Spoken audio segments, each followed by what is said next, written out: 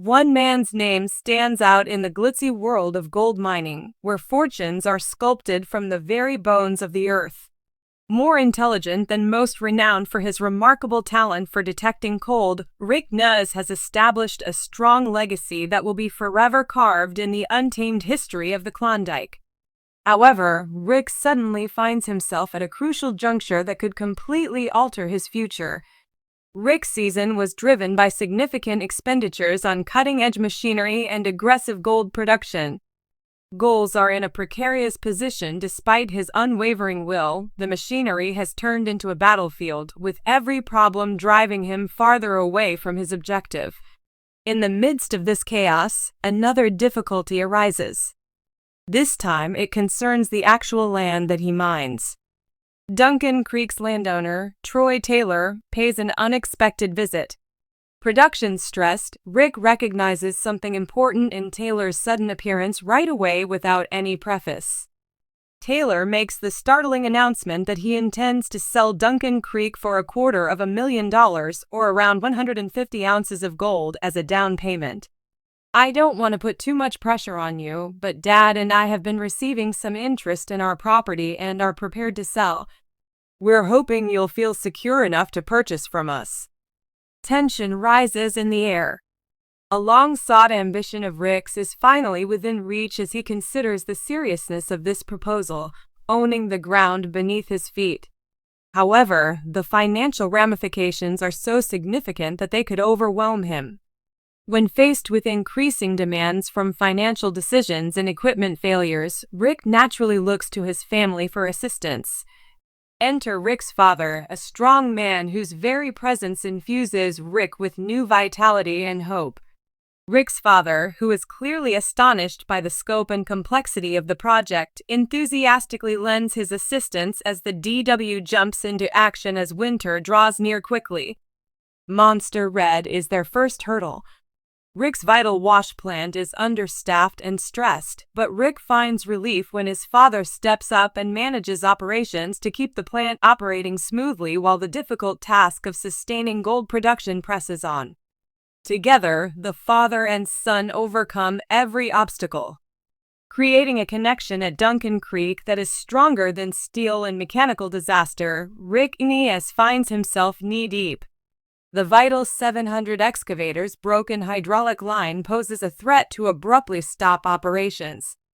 However, Rick never gives up on his father. The two roll up their sleeves and get to work on the solution at his side.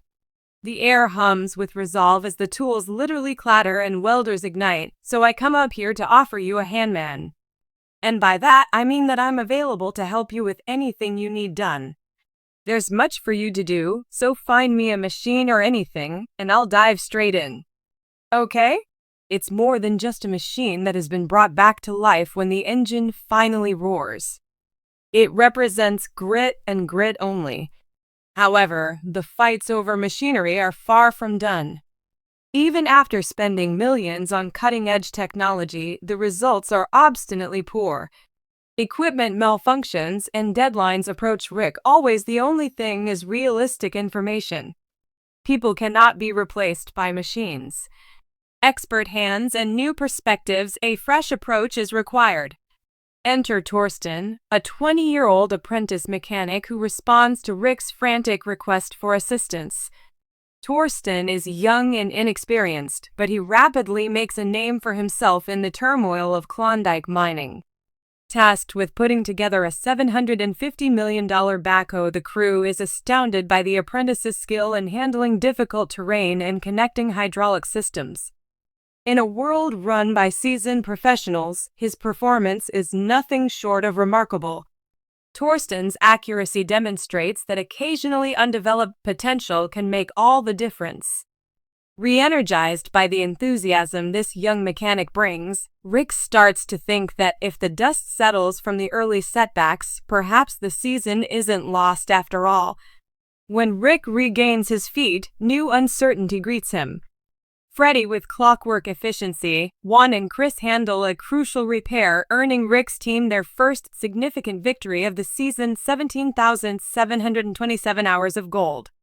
However, hope is put to the test once more as soon as it is. Although the bacon strip appears promising, Rick's instincts tell him to go back to the deep cut beneath the access road.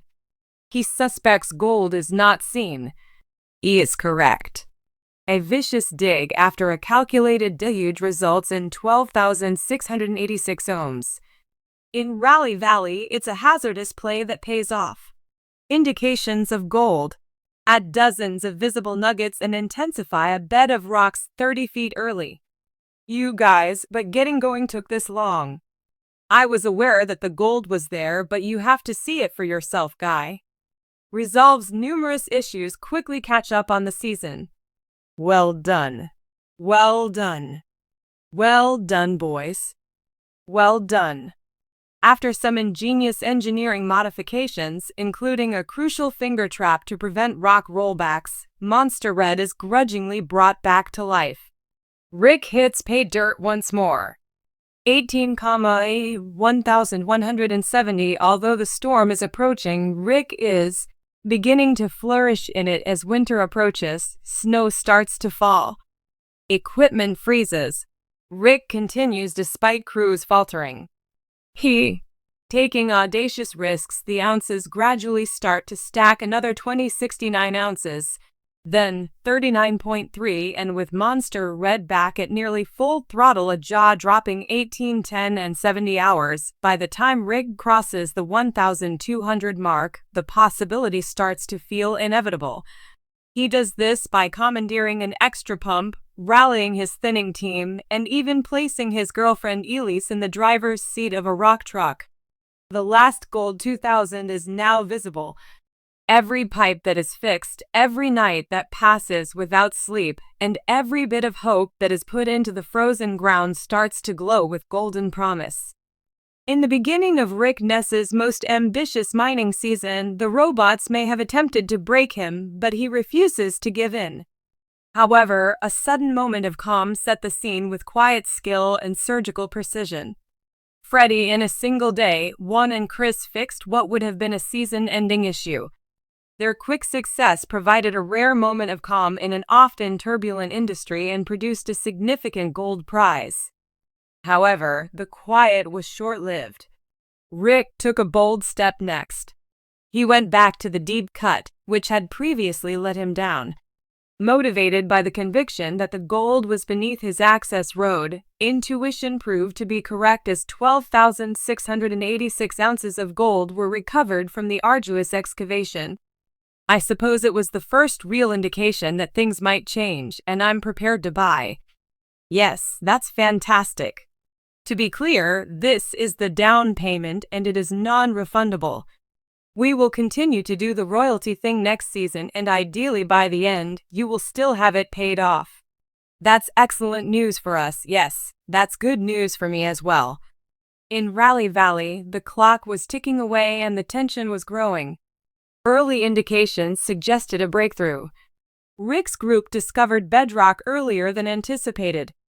A sign of gold according to a test plan, there was an urgent need for 25 to 30 bits of infrastructure. Likewise, a trustworthy wash plant. Rick became a monstrous red. Purchasing equipment as well as hoping that after adjustments and a thorough cleanup, netting 181,117 noon as winter approached and the Klondike wind grew more intense, the season changed from surviving to striving, and Rick doubled down. His father came back to assist, bringing seasoned muscle and emotional weight to the procedure. Parker Schneebel was the strategic adversary who first gained attention for his $15 million. A technological battle broke out between Dominion Creek Gamble and the new wash plant Rockin'. For Rick, however, the task remained unique.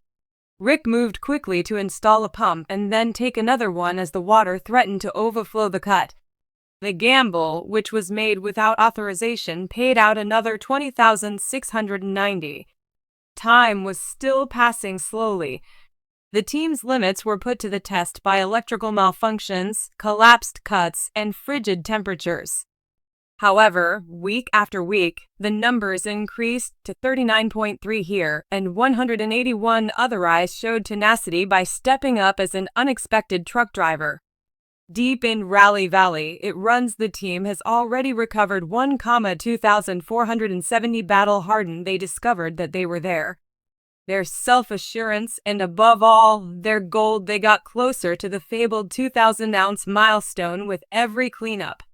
Their belief was as significant as the stakes. Rick Ness's small but mighty staff went into overdrive as the season came to a close. Under the direction of rookie Kyle Lawson and with the help of Monster Red's revitalized performance, they started bringing in 315 per week. It was an amazing transformation. A new hopper feeder, stronger pumps, and more efficient equipment threatened to rewrite the record books for a crew that had previously struggled to keep afloat. Rick directed his last performance. The moment of truth then arrived. After a massive cleanup, enough gold was found to surpass the elusive 2,000-ounce target. The whole Rally Valley was filled with cheers. It wasn't just a victory. Rick was not just a child. He was a landowner, a dreamer turned legend when snow covered the valley, and it was confirmation when he met with landowner Troy Taylor to finalize the acquisition of the very land he had bled, fought, and bet on. The transaction was sealed. Despite all odds, the legacy roared louder than ever as the machine halted. Rick Ness's season was about more than simply ounces. It was about having a big heart and the guts to go after something remarkable.